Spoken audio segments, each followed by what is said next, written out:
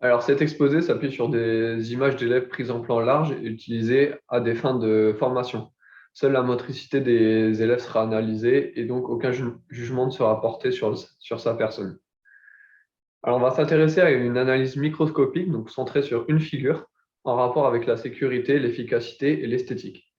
Alors, on va commencer par la sécurité, ensuite on se tournera vers l'efficacité, pour terminer par l'esthétique. Alors, en ce qui concerne la sécurité, on a des repères visuels qui s'effectuent avant de débuter la figure, donc ça c'est plutôt positif. Voilà, on a un échange visuel, un échange d'informations entre le voltigeur qui dit qu'il est prêt à réaliser la figure et au porteur qui dit qu'il est prêt à le porter. Donc on a le porteur a les pieds bien ancrés dans le sol pour augmenter sa stabilité, ça c'est également un point positif. Il a aussi le dos droit pour éviter l'hyperlordose lombaire. On sait en sport et en acrosport, c'est assez important de préserver le lombaire, on a tendance à l'oublier. Et donc là, l'élève ne fait pas cette erreur-là. On a une prise de poids qui fait de poignet-poignet, alors en pronation, supination pour plus de sécurité et plus de stabilité aussi.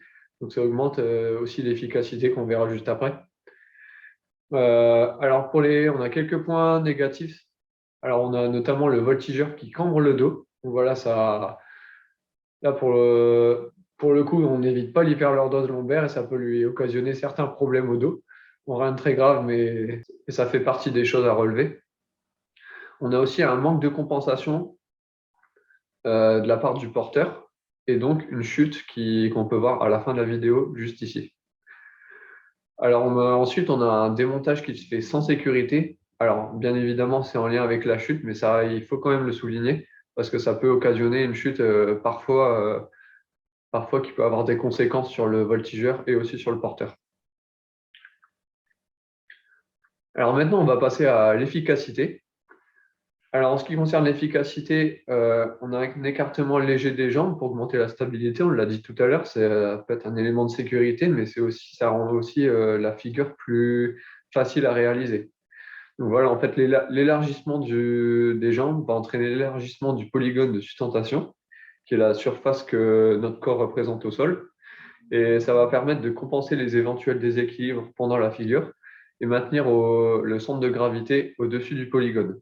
Donc c'est en maintenant le centre de gravité au-dessus du polygone qu'on va maintenir son équilibre. Et donc l'élargissement de ce polygone va permettre une plus grande stabilité.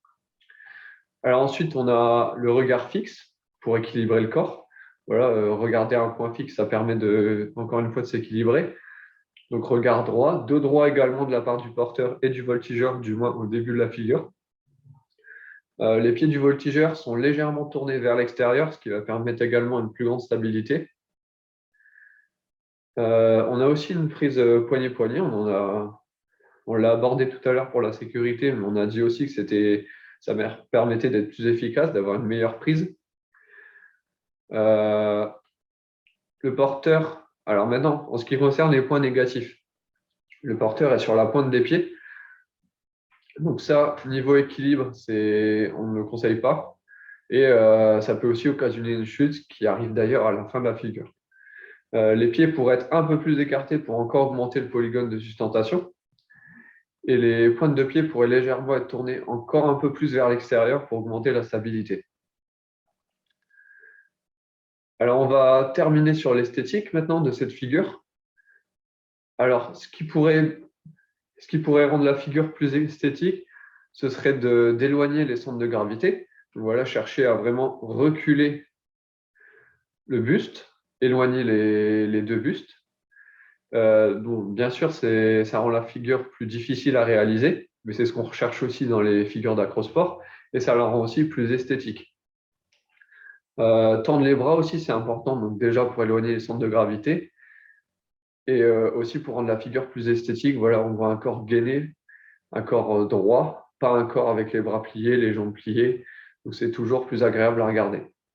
Si on devait dresser un bilan de cette figure, alors elle partait assez bien au début, mais malheureusement, elle se finit par une chute, ce qui gâche un peu la figure.